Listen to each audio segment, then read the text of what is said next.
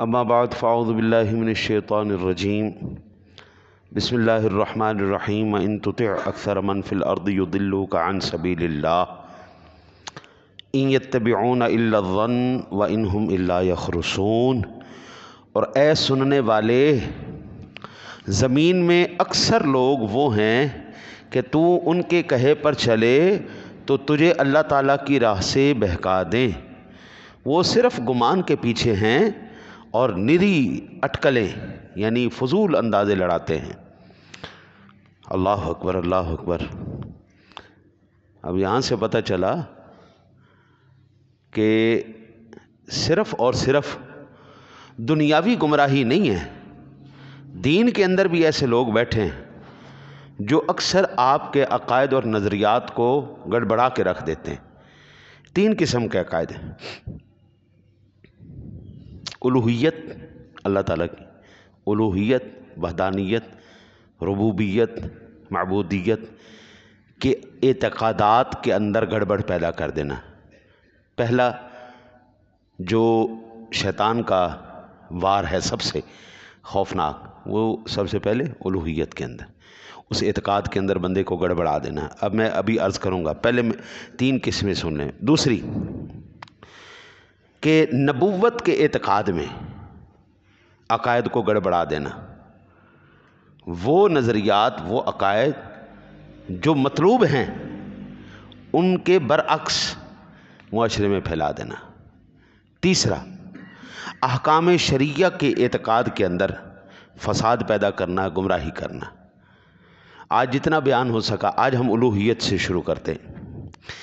الوہیت کی عقائد میں گمراہی یہ ہے کہ کوئی شخص اللہ تعالیٰ کے وجود کو مانے ہی نہ۔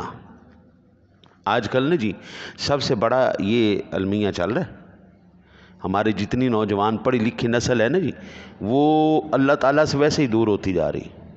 وہ کہتی ہے کوئی خدا نہیں ہے جی، کوئی اللہ نہیں، اور یہ نظام خود ہی چل رہا ہے بس ایک پروسیس کے تحت۔ بندہ پوچھے حضرت جی سائیکل بھی بغیر کسی چلانے والے کے نہیں چلتی، سائیکل بھی نہیں چلتی تو اتنی بڑی کائنات یہ بغیر چلانے والے کے چل پڑی۔ دہریے یہ اللہ تعالیٰ کو نہیں مانتے، یا پھر متعدد خدا مانے، ایک خدا نہ مانے، جیسے یہ بت پرست ہیں۔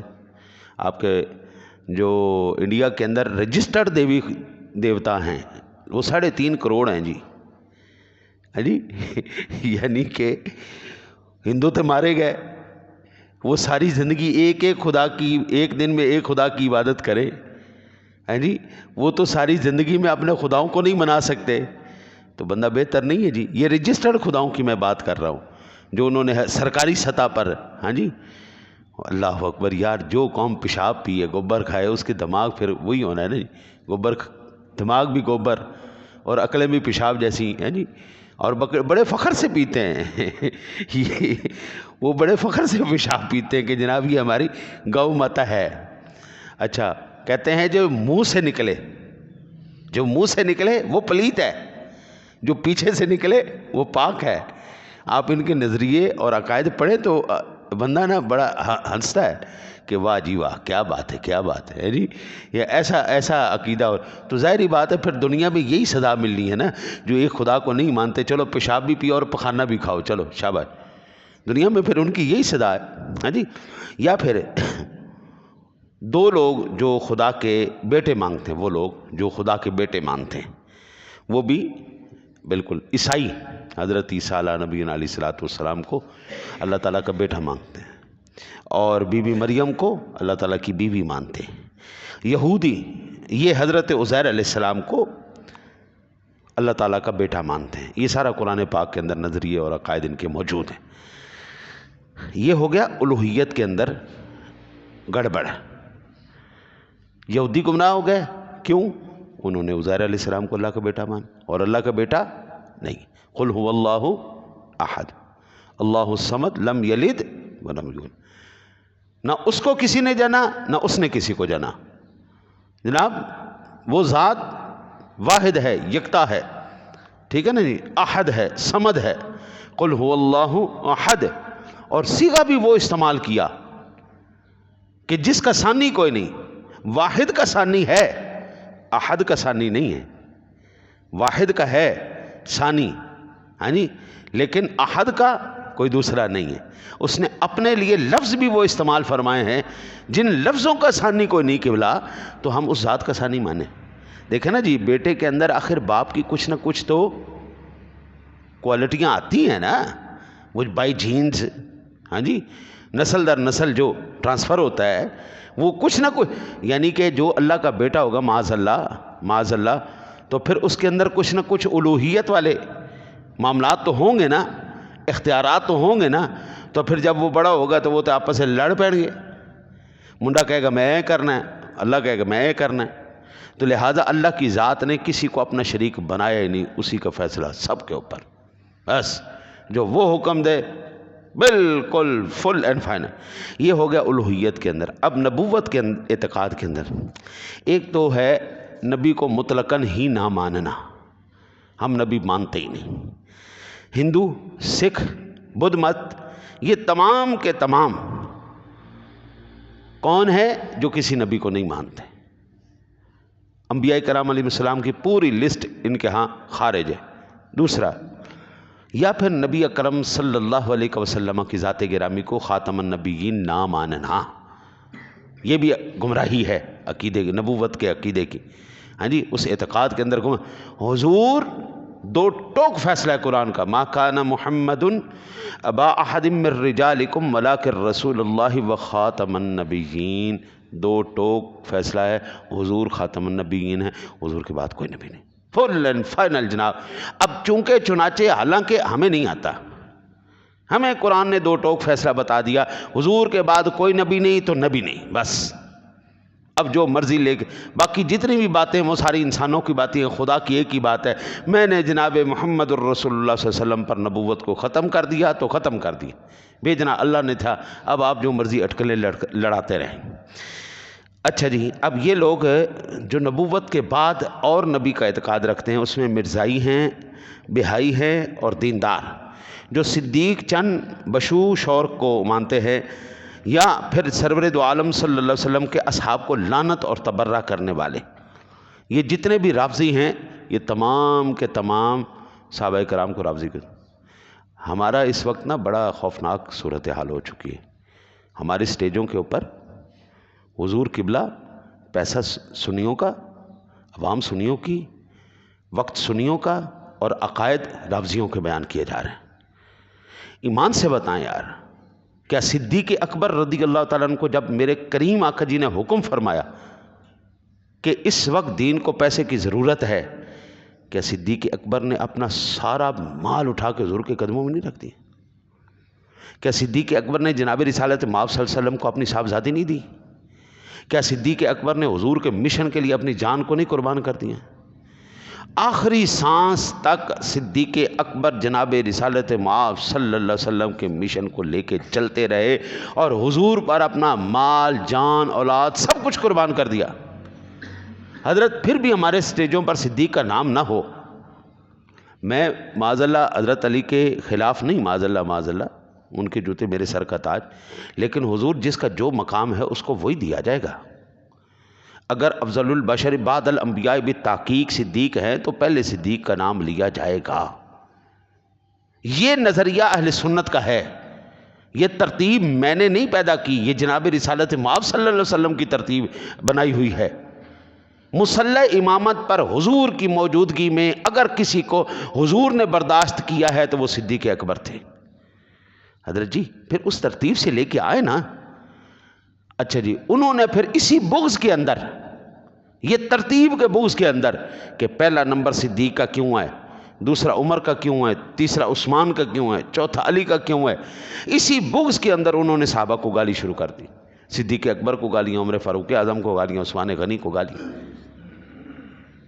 ان کو ہم رافضی کہتے ہیں، اور وہ لوگ جو آپ کے آل پاک کو برا کہتے ہیں، حضور کی اولاد کو برا کہتے ہیں، ہم ان کو ناسبی کہتے ہیں، یا پھر آپ کی آل اولاد کے بعد جو دونوں کو برا کہیں، آل کو بھی برا کہیں اور اصحاب کو بھی برا کہیں ان کو ہم خارجی کہتے ہیں، یا پھر رسول اللہ صلی اللہ علیہ وسلم کی تنقیص اور بے ادبی کرے، آپ کی زیارت کے لیے سفر کو حرام کہے، بتوں کے حق میں نازل شدہ آیات کو آپ پر منطبق کرے، آپ کے فضائل اور کمالات کو کم کرنے اور چھپانے میں کوشاں رہے، یا دوسری جانب غلو کرے، آپ کے بشر ہونے کا انکار کرے، یا آپ کے لیے ذاتی علم غیب اور ذاتی قدرت مانے، یا آپ کے کمالات اور اللہ تعالیٰ کے مساوی یا زائد قرار دے۔ یہ دو ٹوک بات ہے۔ کائنات عالم میں یا صاحب الجمال و یا سید البشر من وجهک المنیر لقد نور القمر لا يمکن الثناء کما کان حقہ بعد از خدا بزرگ توئی قصہ مختصر۔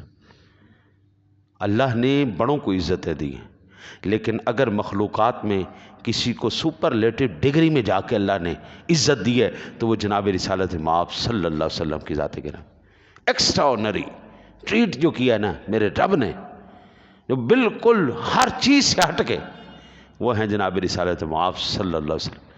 باقی ہر ایک کے ساتھ روٹین کا پیار رہا ہے، ہر ایک کے ساتھ ٹریٹ روٹین کی رہی ہے، لیکن جو ایکسٹراورنری جا کے ہوا ہے، یوں کہیں جو محبوب خدا بن کے آئے ہیں، وہ تیرے میرے سنے نبی جناب محمد الرسول اللہ صلی اللہ علیہ وسلم بن کے۔ حضرت جی جس کے دل میں خیال اٹھے اللہ قبلے بدل دے، یہ ہم ایکسٹرا ٹریٹمنٹ نہیں کہیں تو کیا کہیں؟ اس کو ہم محبوب خدا نہ کہیں تو کیا کہیں؟ حضور جس چیز کا ارادہ فرما، آپ کے ہاتھ مبارک سے حوض کوثر کے چشمے جاری ہو جائیں، آپ کے لعاب دہن کے اندر اللہ اتنی برکتیں ڈال دے، اتنی برکتیں ڈال دے، بیمار کو لگے تو شفا دے دے، کھاری کنویں میں جائیں تو میٹھا کر دے، کسی کی ٹوٹی ہڈی پہ لگے تو ہڈی کو جوڑ دیں، کسی کی نکلی ہوئی آنکھ پہ لگے تو وہ آنکھ کو ٹھیک کر دیں، اگر کسی کی ہانڈی میں جائیں تو وہ ہانڈی کو بڑھا دیں، کسی کے آٹے میں جائیں تو وہ آٹے کو بڑھا دیں، کسی کی آنکھوں میں جائیں تو وہ آنکھوں کو درست فرما دیں۔ حضرت جی پھر میں یہ نہ کہوں تو کیا کہوں کہ حضور کو رب نے پھر ایکسٹرا ٹریٹ کیا ہے جناب۔ حضور نے وہ جو کسی کو پیار نہیں دیا، وہ پیار اپنے محبوب کو عطا فرمایا، وہ قرب۔ تو پھر اگر میں اسی ذات کے خلاف بات کروں تو مجھے تو انسان بھی کہلانے کا حق نہیں، جس کے لیے کل محشر والے دن اعلان کر دیا گیا وَمِنَ اللَّيْلِ فَتَهَجَّدْ بِهِ نَافِلَةً لَكَ عَسَىٰ أَن يَبْعَثَكَ رَبُّكَ مَقَامًا مَحْمُودًا۔ حضرت جی کسی کو ایکسٹرا ٹریٹمنٹ نہیں ملے گی وہاں پہ، کسی کو وہاں پہ بہت اعلیٰ پروٹوکول نہیں ملے گا، لیکن اللہ کہتا ہے جب پروٹوکول کی باری آئے گی تو پھر میرے محبوب کریم صلی اللہ علیہ وسلم سے بڑھ کر کسی کو بھی پروٹوکول نہیں دیا جائے گا، سب سے اونچا مقام محمود سجایا جائے گا اور وہاں پر میں اپنے محبوب کو بٹھاؤں گا۔ اعلیٰ حضرت کہتے ہیں فقط اتنا سبب ہے انعقاد بزم محشر کا کہ ان کی شان محبوبی دکھائی جانی ہے۔ اچھا جی، احکام شریعہ میں گمراہی کیا ہے؟ آج ایک دو سماعت فرما لے، کل انشاءاللہ زندگی رہی تو مزید میں عرض کروں گا۔ نبی اکرم صلی اللہ علیہ وسلم نے جن کاموں کو حرام قرار دیا ہے بندہ اس کو حلال قرار دے، اور جن چیزوں کو اللہ اور اس کے رسول نے جائز اور مباح قرار دیا ہے ان چیزوں کو وہ بندہ حرام کہے، حلال کو حرام کہے، حرام کو حلال کہے۔ یہ تمام کے تمام مثال کے طور پر شیعہ ماتم کرنے کو مستحب جانتے ہیں، شریعت کے کہیں بھی کسی بھی جز میں کہیں پر بھی ماتم کا حکم جناب رسالت مآب صلی اللہ علیہ وسلم نے نہیں دیا۔ عورت کے لیے سوگ کا حکم ضرور ہے، عام آدمیوں کے لیے سوگ کا حکم ضرور موجود ہے، غم کرنے کا ہے نہیں، لیکن ماتم کہیں پر بھی موجود نہیں ہے جناب۔ اب میں کہوں چونکہ چنانچہ حالانکہ کر کے یہ جائز ہو جاتا ہے تو حضور یہ میری اختراع ہے نا، دو ٹوک بات کرو یار، بیچ میں کیوں گند ڈال رہے ہو؟ تو لہذا کہیں پر بھی ماتم کے جواز کا کوئی بھی ثبوت نہیں ہے، یہ ایک ہندوانہ رسم تھی، ایک یہ مجوسیوں کی رسم تھی جو وہ اپنے خداؤں کو راضی کرنے کے لیے اپنے جسموں کو اذیت دیتے تھے، خون بہاتے تھے، اپنے جسموں کو جلاتے تھے۔ انگاروں کا ماتم الگ چل رہا ہوتا ہے، انگاروں کا۔ اور میں نے اب ایک ویڈیو پچھلے محرم شریف میں دیکھی، ایک بچی مسلح کے اوپر وہ انگاروں کے اوپر مسلح ڈال کے نماز پڑھی، دنیا کری واہ واہ واہ کیا بات ہو گئی، جہالت کی انتہا کر دی ہے، دنیا کری واہ واہ واہ واہ، جہالت کی انتہا کر دی انگاروں پر۔ وہ بندہ خدا، یہ آگ کا عذاب اللہ نافرمانوں کو دے گا، جہنم جو ہے یہ آگ کا عذاب ہے اور یہ اللہ نافرمانوں کو دے گا۔ تم تو دنیا میں ہی آگ کے اوپر چڑھے بیٹھے ہو، اس کا مطلب یہ ہے کہ تم اپنے عمل سے اعلان کر رہے ہو جناب اسی ایتھے بھی سڑنا ہے تو اوتھے بھی سڑنا ہے، ہمیں یہاں پر بھی جہنم مل رہی، وہاں پر بھی وہاں پہ چل کے جانا، چھریوں پہ چل کے جانا، یہ انسانیت ہے؟ بندے دے پتنا والا کام ہے، جہالت کی انتہا ہے جناب، جہالت کی انتہا۔ انشاءاللہ زندگی رہی تو بقیہ میں کل عرض کروں گا۔ اس لیے اللہ کہتا ہے وَأَن تُطِعْ أَكْثَرَ مَن فِي الْأَرْضِ يُضِلُّوكَ عَن سَبِيلِ اللَّهِ، اور اے سننے والے زمین میں اکثر لوگ تو ان کے پیچھے چلے گا نا تجھے گمراہ کر دیں گے۔ اللہ سے دعا ہے اللہ آپ کو مجھے عمل کی توفیق عطا